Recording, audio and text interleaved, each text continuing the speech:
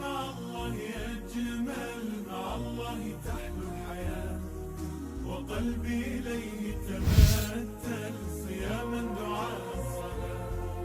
حياتي مع الله أجمل، مع الله تحلو الحياة، وقلبي إليه تبتل صياما دعاء الصلاة. بشهر مزاياه أكمل، تفوق الشهور سواه. السلام عليكم ورحمة الله وبركاته. كسو هذا برنامج كينا أن أوجد لنا قصة نبي موسى عليه الصلاة والسلام. نبي موسى عليه الصلاة والسلام مكو شقيي طبعا سنة أيا وحورة بوحيتها إنه دب وقول لابتو مقالة مصر. maalmaha ka mid ah ayaa asiga iyo ehelkiisa waxay go'aansadeen inay dib ugu safraan ugu laabtaan Masar ayagoo socda wadadii ayaa ka lumay kadib way sii socdeen habeen ayaa la gaaray nabi Muuse calayhi salaatu wassalaam wuxuu arkay waxay tahay meel fog oo dab ka iftiimaya ayuu arkay kadib ehelkiisa wuxuu ku yiri waxay tahay isii suga waa idin soo laabanaya waxa laga yaabaa waxay tahay dabka in wadada ay ahagto ama waa ka wardoonaya iftiinkaas iyo dabkaas meeshaas ka muuqda isii suga ayuu ku yiri uu baxay wuxuu aaday waxay tahay dhinaca iyo dabka meesha ka iftiimaya markuu aaday ayaa loo wacay ilaahay subxaanahu wa ta'ala ayaa u wacay wuxuu ku yiri waxay tahay yaa Muusa inni ana Allah nabi Muusa aniga waxaan ahay ilaahay subxaanahu wa ta'ala ilaahay subxaanahu wa ta'ala ayaa si toos ah ula hadlay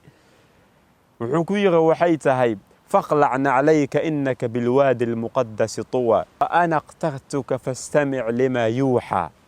aniga ayaa ku doortay dhageyso waxa lagu waxyoonayo waxa lagu sheegayo ilaahay subxaanahu wa ta'ala ayaa doortay azza wa jal waa maxay waxa uu waxyoonayo wuxuu ku yiri waxay tahay innani ana Allah la ilaha illa ana aniga waxaan ahay Allah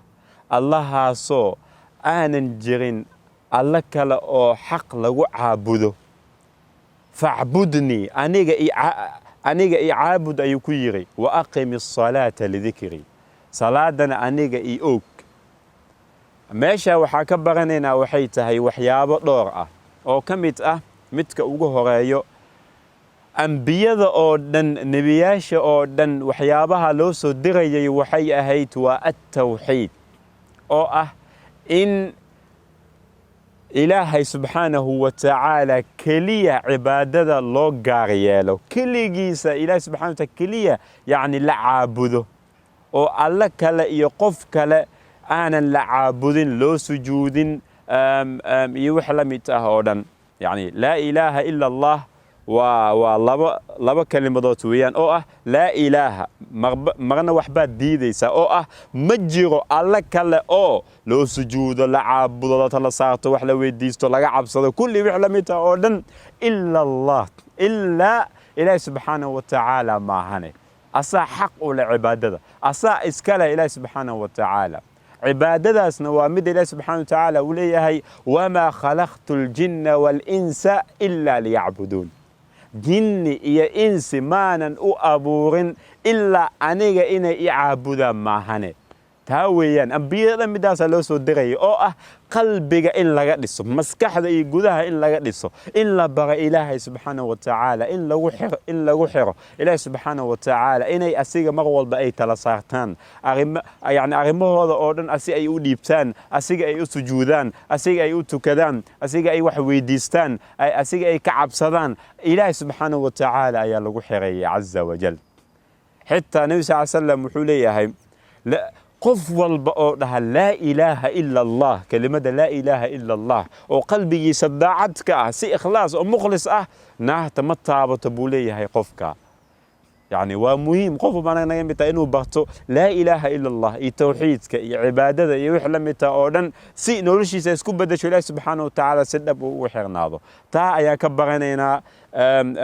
قصة قروح ضبرم كو بتكلماتنا وحيتها هاي صلاة salaada inay tahay muhiim, inay tahay tiirka labaad ee ugu muhiimsan diinta islaamka. markaad dhahdid laa ilaaha ila allah, ilaahayow rabbi kale ma jirto oo xaq lagu caabudo adiga maahane, markaas waxaa loo baahan yahay waxay tahay salaada inaad la imaadid. salaada facbudnii aniga icaabud wa aqimi الصalaata, salaada og, salaada ilaali meel walba adiga aad joogtid. waxaan kaloo ka baranaynaa waxay tahay حياتي مع الله أجمل، مع الله تحلو الحياة، وقلبي إليه تبتل صياما دعاء الصلاة. حياتي مع الله أجمل. nebi kasta wax buu gaar lahaa. nebi muuse ilaahay subxaanahu wa tacaala waxyaalaha ugu nimceey ugu deeqay waxaa ka mid ah in waxyiga si toos ah ilaahay subxaanahu wa tacaala risaalada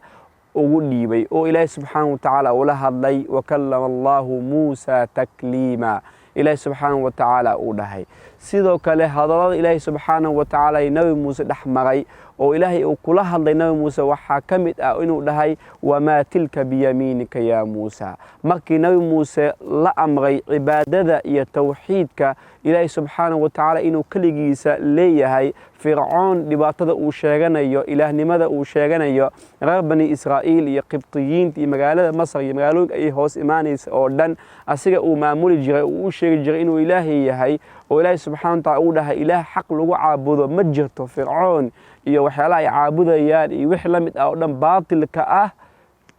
waa baatil ila allah, ilaahay keliya ayaa xaq u leh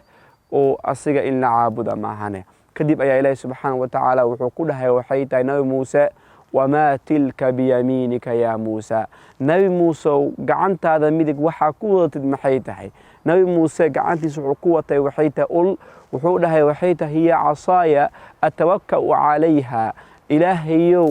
waxa aan gacanteeda ku wato waa ul. jawaabtu intaa ayaa ku filnayd inuu nebi muuse calayhi salaatu wassalaam uu ilaahay ugu jawaabo. laakiinse nebi muuse waxaa ka muuqatay baqdin ayaa ka muuqatay kadib su-aashii la weydiiyey maahane jawaabo kale oo dheeraad ayuu bixiyey. wuxuu dhahay kadib waxay tahay waahushu biha calaa ghanami,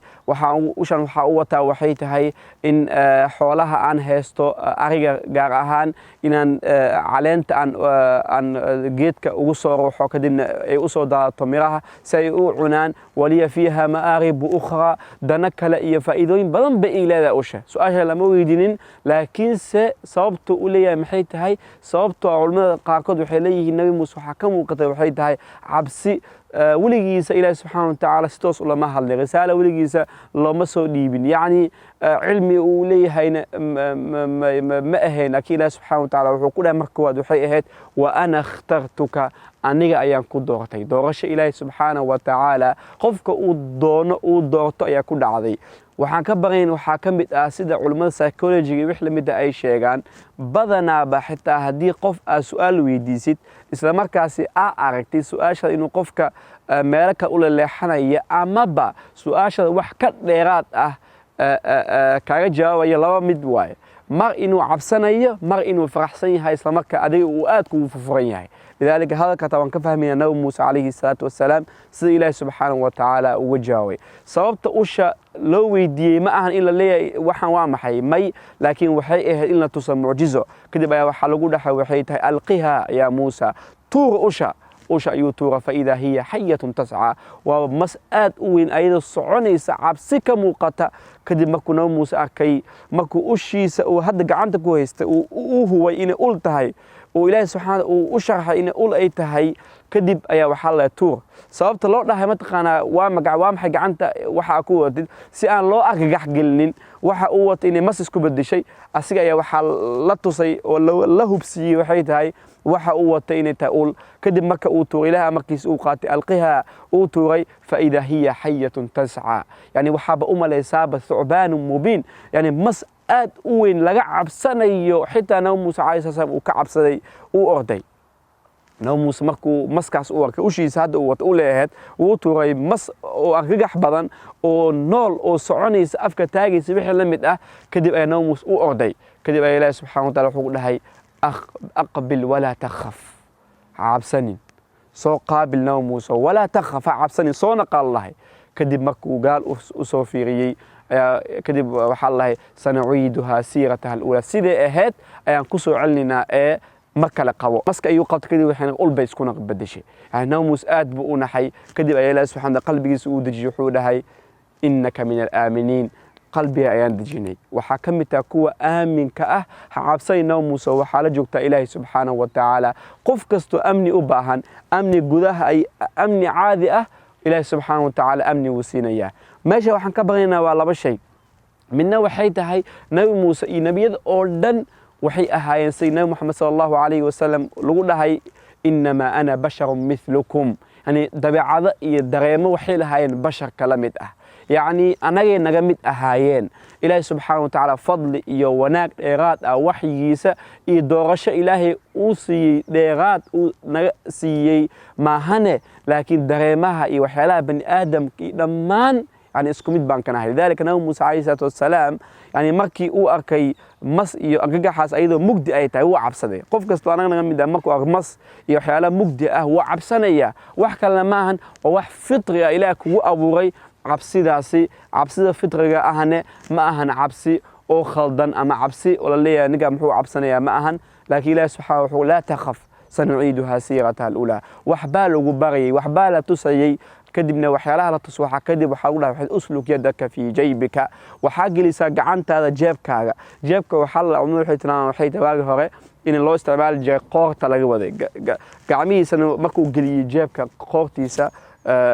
wixii la gashan jiray waagi hore markuu geliyo kadib markuu soo bixiyay فإذا هي بيضاء يعني وحين قتيبة سيدة قاحدة أو كالإفتين يعني من غير سوء برص عذر أيضا يعني خوفك عندي سمكي أي برص نقطوع عدد صح واي لكن ما كان واسيد قاحدة أو كال ويفتين يسابه قعن إفتين بدن أي محل يجي الله سبحانه وتعالى